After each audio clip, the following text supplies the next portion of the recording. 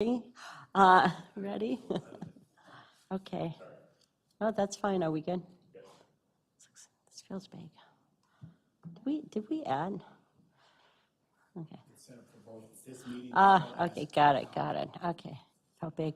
Well, welcome everybody to our Monday, March 4th, Policy Committee meeting. And thank you all for being here. We do not have any policies for first reading, but we do have policies for second reading, for review, and then regulations, informational. So the second reading, we have policy 811, which is the playground installation and maintenance. And with that, it's the deletion of 3045, 5115, and 7115. And again, this policy, the purpose of this policy is to establish criteria and procedures for the installation and maintenance of playgrounds on district-operated property. This includes when community groups fundraise or apply for grants for playgrounds to be located on district-owned property, for playgrounds that are installed by the district, and for playgrounds that are currently in place.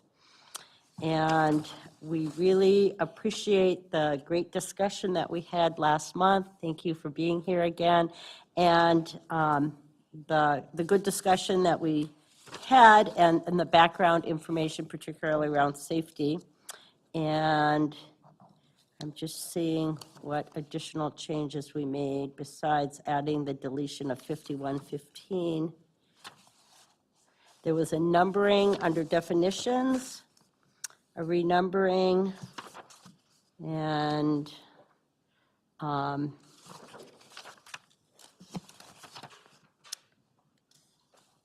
yeah.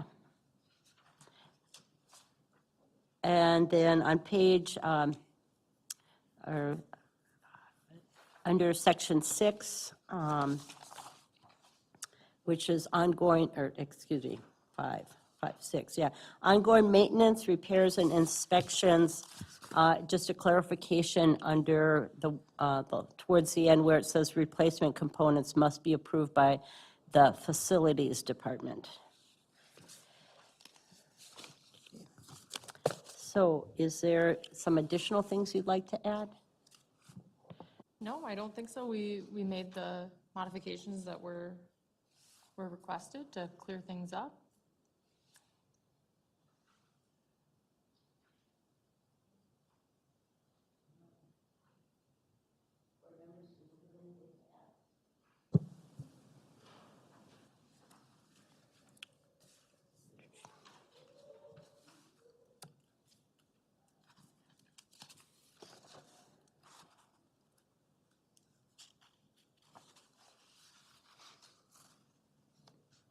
Anything additional?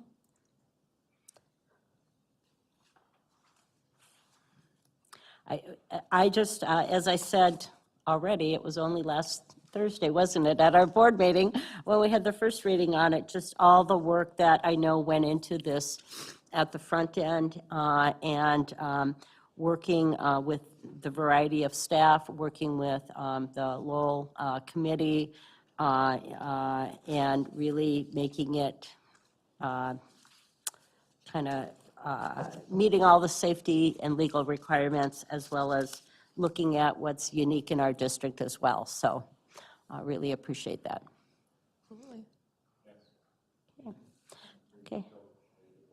Yeah. It's almost been easier to write it while we're using it at the same time. I know. You know, to be honest, Yeah. because when they had feedback on clarification or things, like that's why it turned out to be a really finished product, is from their input, actually. Mm-hmm. Great. Perfect. Much Okay, great. appreciated. Thank Thank you. you. Thank you for being here. You're welcome. Thank you. Excellent. Then the next one is, for second reading, is 604, instructional curriculum. And again, that's deleting 6041, 6125, and 6130. And again, this one, I'll just read the purpose, as I always do.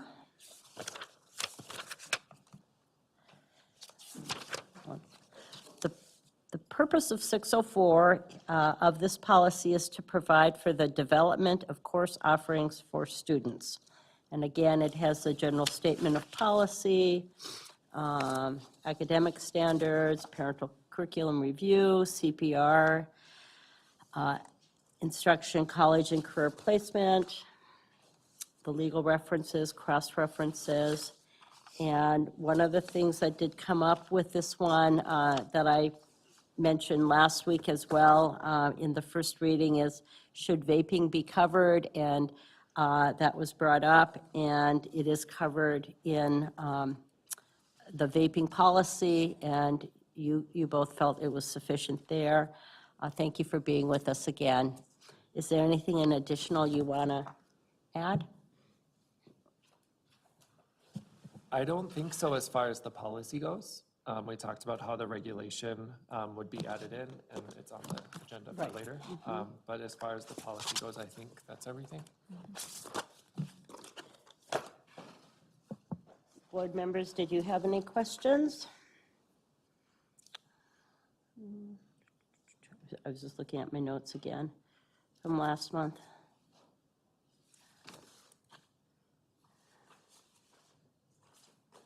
Okay.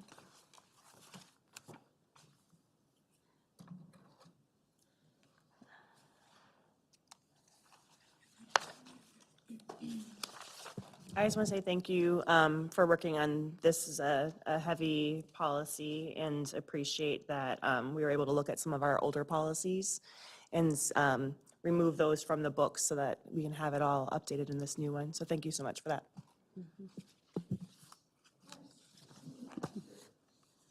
Very good work, much Yeah, appreciated. Excellent work, thank you. You can just stay up if you want, because you're gonna be on in a couple minutes here. Okay, yeah. And we have this big table. We want to share it with you, this big space. Okay.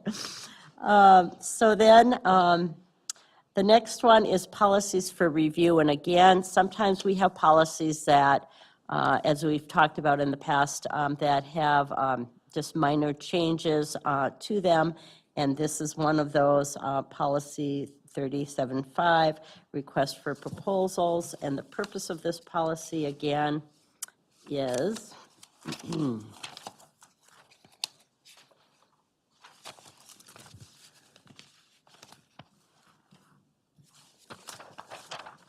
will tell you what the purpose of the policy is. I do not have the front, That's an older policy that I don't think a purpose was intentionally put on it at the time. So Yeah. if that's something you want added, I can talk to Director Zunich. It was my understanding she was going to be here. Maybe something came up. So I don't know if you want to jump to the regulation and then come back. And then if she's here, she might be able to explain about the purpose. Run up and see if I can grab. Okay. okay. Yeah, let's move to Jen and Dale. So we'll hold on that one. We're going to move to regulations. And again, regulations are really informational for us, but they are the process that our staff use with the policies, the procedures, if you will. And so as we noted last month, Jen and Dale, we're going to bring back Regulation 604R for instructional curriculum. Great. So policy 604 calls for a procedure for parental curriculum review. That's also part of statute. We had something in place, you'll see on the agenda that we're deleting 6041, which was the previous version of that procedure. That was outdated, and we also just wanted to take some time to think about what would this really look like. So you can see in 604R, we've outlined a process. I worked with principal, some classroom teachers, content lead teachers, as well as other district staff to take a look at, and I mentioned this last time, St. Paul had a really great procedure in place for this. So we took a look at theirs and we aligned it to what would work with our district. So it's a pretty well laid out procedure that a parent or guardian may follow if they feel like the plan or resource that's assigned by the classroom teacher is not appropriate for the students. There's also a coinciding form that would go along with that. So the procedure would start with a meeting with the principal. And then that form, if the parent or guardian felt like they would like to continue with the process, that form would get filled out. And then it would go to a committee to be reviewed. That committee would possibly include building administrator, classroom teacher, content lead teacher. They would take the time to evaluate that plan and then provide a response to that plan within 10 school days. There is a appeal process that's laid out as well in case the parent doesn't feel like that works.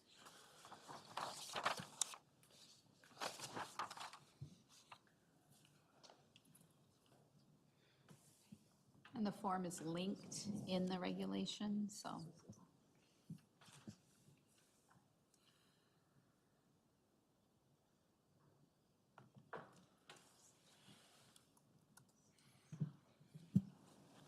I apologize, I was multitasking while you were presenting. Is there a current process in place right now that this is replacing? Yep, so this formally was 60-41. The 6041, thank you.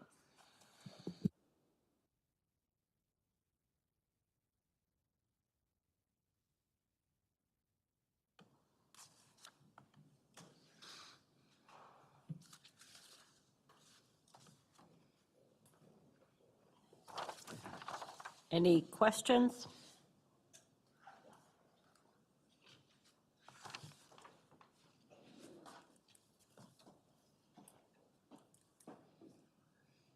I think it really lays out nicely, particularly under 5, kind of the processes and who to go to. So really liked how complete that was.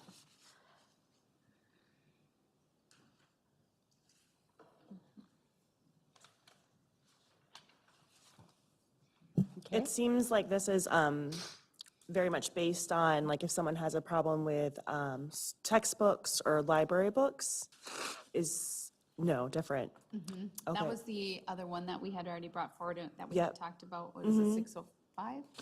Yep. 605 and 605R. This is more about instruction. So I will just give an example. We have health classes at the high school level that sometimes are bringing in units of study that might be something that a parent's not as comfortable having their particular student based on their religious beliefs or something else, and they might opt out of a unit of study. And so it's more about the instructional side of things, not about the materials that are being used.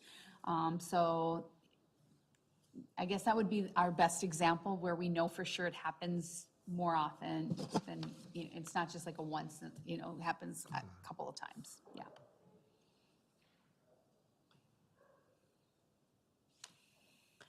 I think your statement really is clear about that curriculum, instruction materials, et cetera. Yep, yep. Any other comments or questions on this one?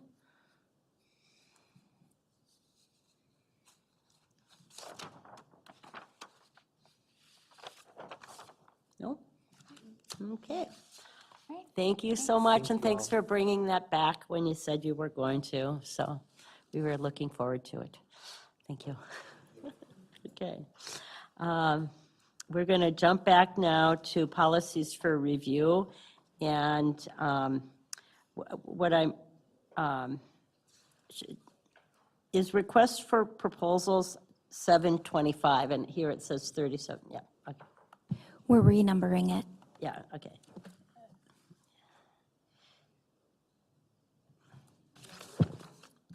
So Simone is here, and Simone, one of the things just before you got here was just wondering, because it doesn't have a purpose like all of them do, and could we have you just have a sentence, just so they're all consistent? Do you think? Or Sure. does it- So would you like me to go back and put one together, or? Well, wait, this is just for review, so we don't need a second reading, so Okay. I don't know, maybe. So I'll show you I'll tell you what prompted this. Okay, go So ahead. Kathy Holman, our purchasing coordinator, came to me and she's, dots her i's, crosses her t's. And she noticed that our proposal for bids, quotes, and RFPs, the contract limits were very outdated. So that's the 72R. And so, as you see, number one, contracts over 100,000 will now, it's 175,000. So we wanted to go through and make sure that we updated those with you. And that's really the only change there. We wanted to make sure those are current. And then 72.5, where it says bids, quotes, or requests for proposals. The purpose really is that first paragraph where the district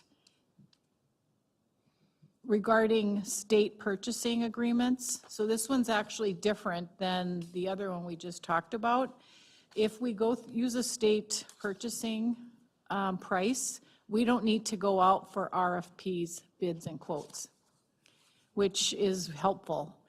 And so all we needed to do down to the bottom is, just update a little bit. It's in, we wanted to add legal references, and then we updated the contracting law. So if anyone ever needs to refer to that, they can. It says it was 3075, and it's crossed out in that one, yeah. Yep. And then at the bottom, it says cross-reference 72R request for proposals, and that's what then the second page is. We just wanted to update the numbers because they were very outdated. I think it hadn't been done in many years. Well, it was, 2010, it looks like, Yeah, so. so really, those are the only changes. As far as a purpose, I could put one together if you'd like, or, I think this first paragraph pretty much is what it's about. I think you could do that, so it's Yeah. just really reformatting a little bit. right? Great. And I'll just add, like the other ones, that it says the purpose above it, yeah, I'll add that to that before it goes forward to the school board meeting for approval. And then again, it would only need one reading because it's really not changing the substance of it. That's correct. We just wanted to update Yeah. the numbers. Yep. And these will now align with our auditors as well, because this is how, when they're pulling documents for an audit, they're going to ask us, I want contracts over, 175,000. So now it'll align with this too, our audit.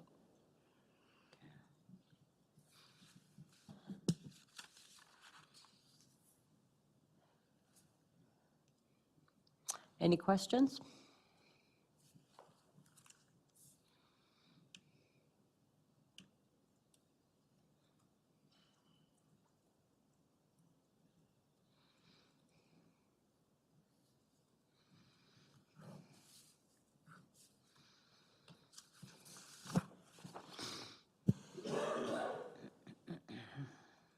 And have we been following this policy then, how it's written? Absolutely, yes. In fact, I don't know if I should say this now, but in April, we'll come to the COW meeting, and we'll talk about our process and how we go through our RFPs, bids, and quotes. Yeah. So you are aware of how we do it. Can't wait. Yeah. And then now, at least, then this will be updated, and then we'll come to you and share with you our process.